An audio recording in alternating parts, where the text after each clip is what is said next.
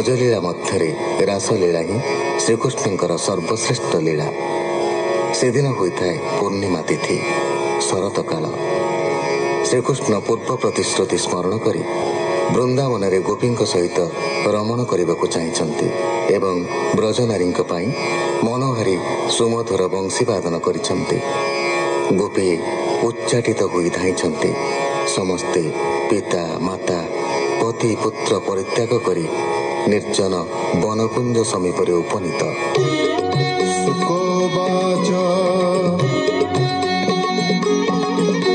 सुन गोब्रज बधुजने तुम्भे आइल किंपा बने गोपर कह भल कथा नंद जसोदांक बारता। गोपे किया पद पड़िला मोते तो संदेह लागिला गोरु गोपाले नेले बांधी तुम्भे आइल बने कांदी। सर्वसंपद कले जुरा कियबा मिलिले असुर हेमंत प्राय मुमणई किंपा आइल बने धाई। भले आइल मनी कोटे बणा नहिल बण बाटे पतित नय छाड़ी करी गृह किरती परिहरी।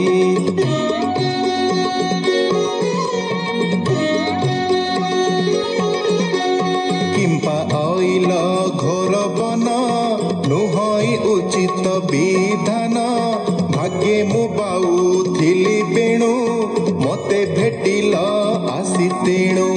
रजनी होइछि अपार बन गहन कुंज घोर व्याघ्र भल्लुक बन जीवे तुमको देखिले खाइबे। बेगे बाहुड़ी जाओ घर रजनी हेउछि उछुर स्वभावे स्त्री जन्म होई बने तुम्भर भय नाही। निश्चय होइब आज नाश मरणे कलटी विश्वास जाओ नथा बन घरे तुमको लोड़ुथिबे घरे।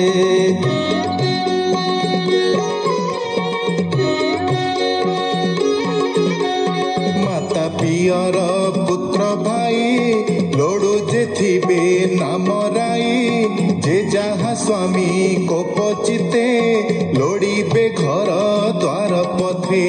न पाई करी बेटी रोष तुम्भे होइब जाति नाश बंधु बांधवे तुम्भ घर अन्न न करिबे आहार।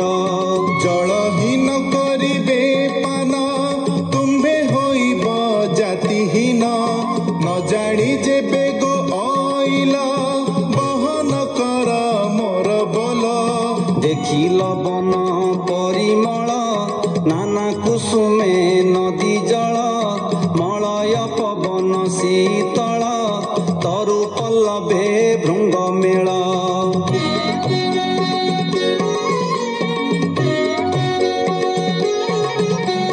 बहन जाओ गोपपुर निज पति की सेवा कर गाईक गोड़े बत्सा बांधी तुम्भे जे दुहु थिल छंदी। क्षीर न पाइण बाछुरी कांदंती हंबा राब करी बालक धरी थिल कोले पकाई अइल जे तले।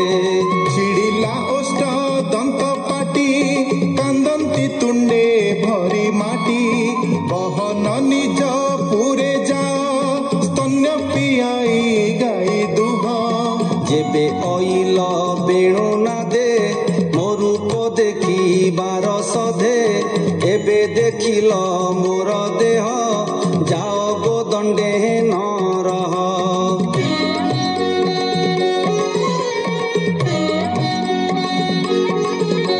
स्वामीक संगे प्रीति कर उचित धर्म गो तुम्भर मते आइल जेबे देखी एते के पूरी लानी आखी। जे मोते दूरे थाई चिंती मन बचन मोते दियंती बेगे हुअंती भगु पार खंडई भ्रम ता